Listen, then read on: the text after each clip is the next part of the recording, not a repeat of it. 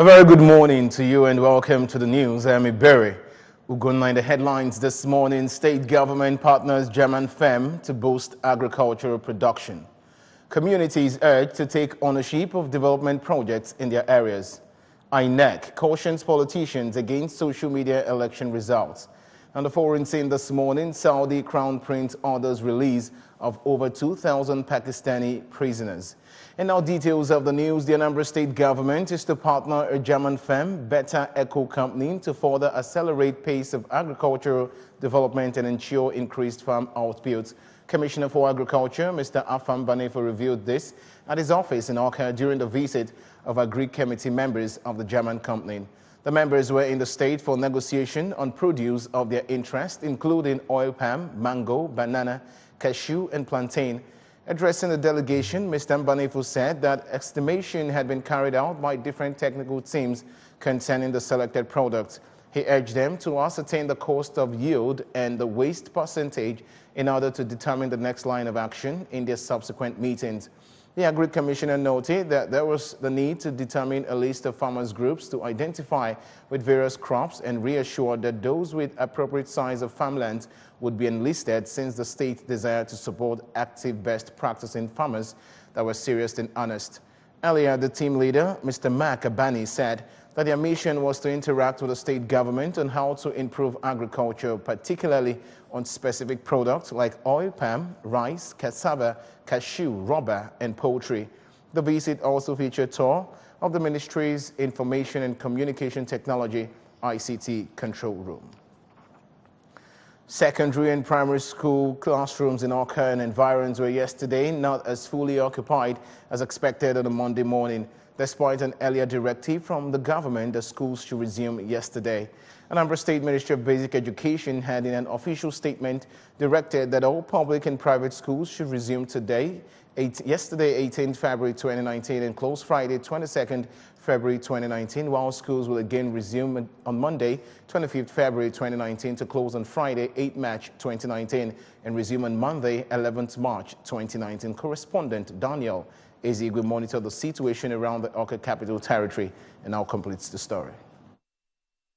At some of the schools visited, including Igwebike Grammar School, Girls Secondary School, Amenyi, Kenneth Dike Memorial Secondary School, and Ikwodiaku Primary School, all in Oka, the classrooms had an unusually low presence of students and pupils. Though teachers and other staff of the schools responded significantly, the principal of Igwebike Grammar School, Dr. Uche Aneke Okun, said the school had used various media to ensure the message reached the parents of students, including making the announcement at places of worship. Yesterday in churches, we made an announcement. We instructed the catechists to actually announce that schools will resume today. Then we sent out text messages to all our teachers, particularly those of them that are concerned with the ongoing mock examination. In their various responses, Mrs. Ngozi Okonkwo, who is the principal of Kenneth Dike Memorial Secondary School, Oka, Lady Winnie Ibezim, the principal of Girls Secondary School, Oka, and Mrs. Lucy Nweke, the headmistress of Ikwodiaku Primary School, Amuikwu, Oka, said the turnout did not affect academic activities in their schools, including scheduled tutorials, timetables, and examinations. Reacting to the development, the chairman, Anambra State Universal Basic Education Board, ASBEB, Chief Patrick Obaja, said the board, on receiving the directive to resume today, had reached out to various local government education secretaries who would pass the information to head teachers under their supervision. He blamed the low turnout of students on laxity and said the board has initiated close and effective monitoring to ensure that such reports do not become a culture. Those students, they're very much like that freedom. Once you declare that freedom, bringing them back again is a difficult situation. But immediately after this, I will go out myself to do the monitoring, and even tomorrow we're going to mobilize more people. The chairman of the Post-Primary School Service Commission, PPSC, Mrs. Ifeoma Okaro, in her reaction, advocated other strategic approaches and noted that proper implementation of regulations already on ground would go a long way to curbing mass absence of students from schools after vacations. The essence of motto is to make sure that there is strict compliance to instructions. So what he says is completely correct. When such instructions are given, it is expected that people will comply. And the essence of that monitoring is to make sure that they comply. In Oka, Daniel Ezigwe, ABS News. Anambra local government area has hosted the critical stakeholders meeting embarked upon by the State Community and Social Development Agency, CSDA. The meeting, which took place at the council's headquarters hall in Atani, drew participants from all the communities that make up Anambra local government area. Ebeleze reports.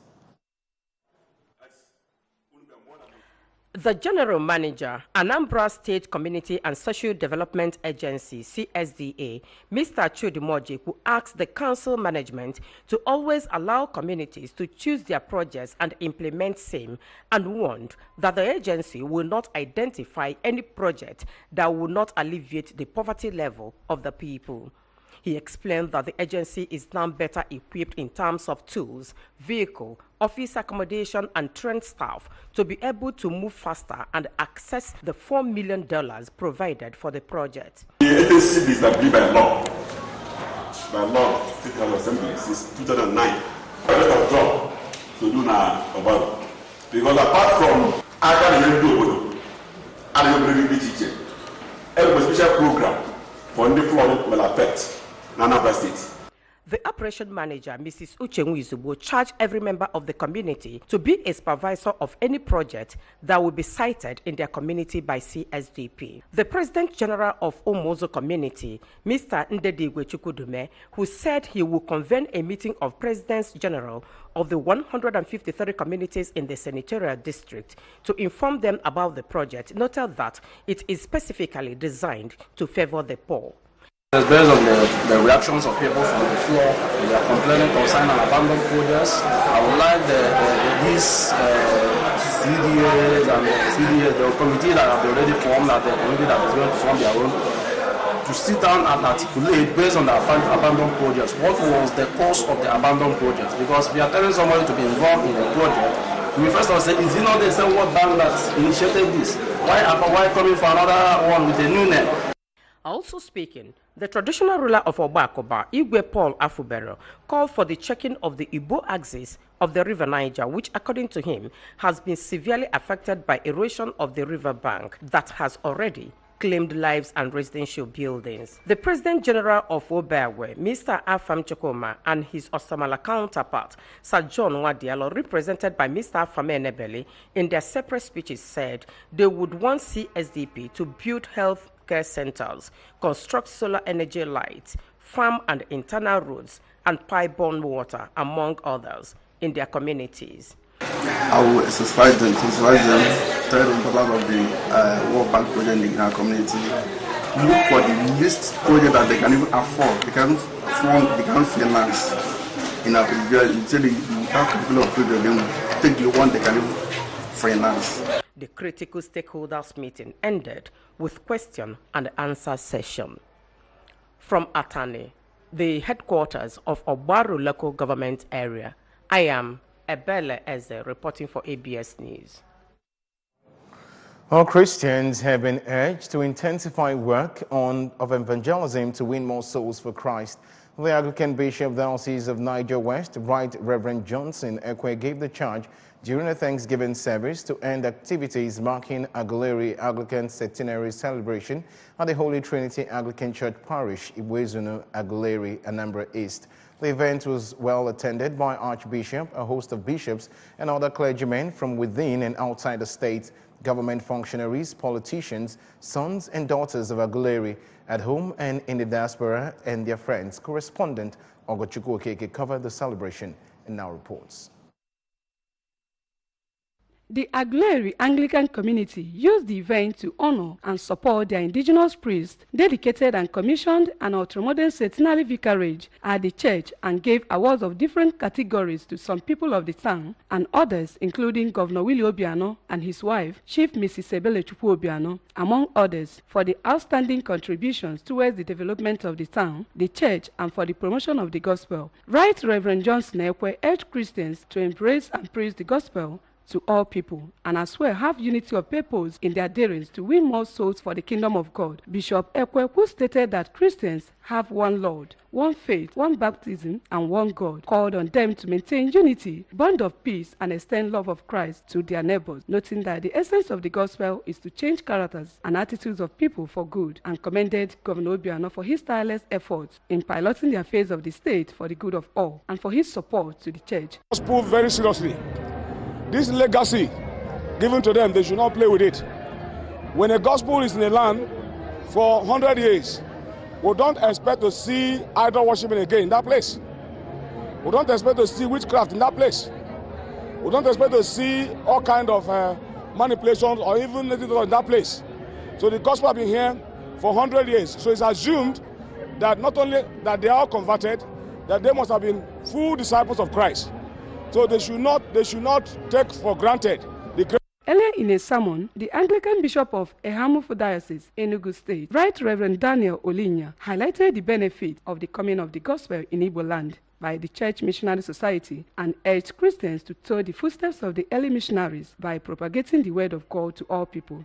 In an interview, the Anglican Bishop of Afikpo Diocese and the first Aguilera indigenous bishop, who said he was overwhelmed with joy, said that they were celebrating God's faithfulness, kindness, and freedom, and urged the Aguilera to come together and embrace God as the author and finisher of their faith. Well, today is very significant to us because we are celebrating God's faithfulness. We are celebrating our redemption. We are celebrating our salvation in Jesus Christ. 100 years ago, the gospel of our Lord Jesus Christ was preached in this land. And the early convert responded, to God's call in Jesus Christ. We are the product of that mission.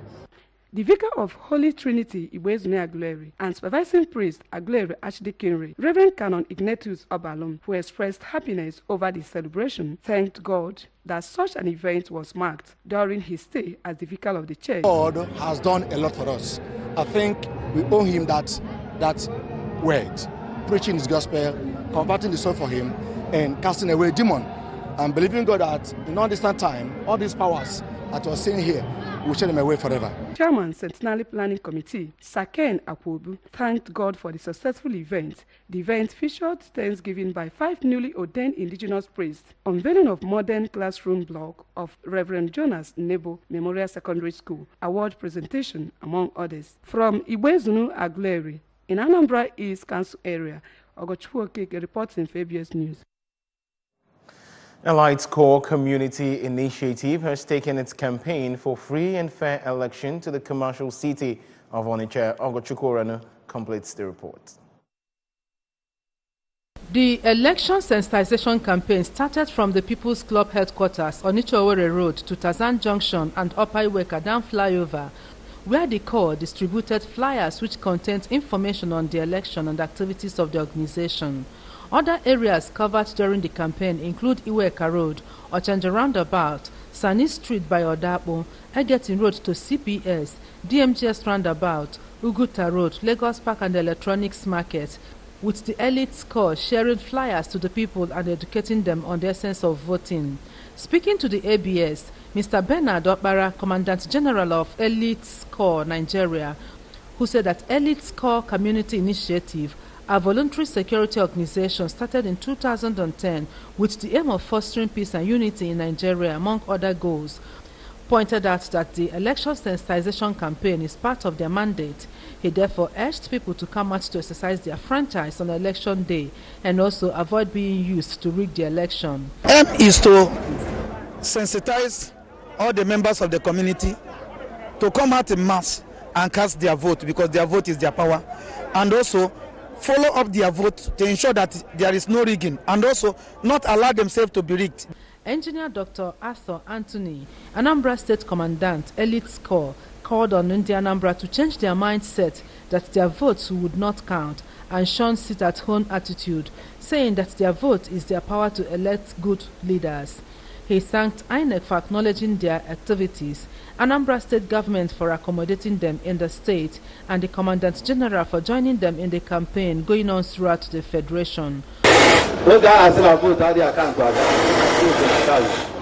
And now I beg you to vote.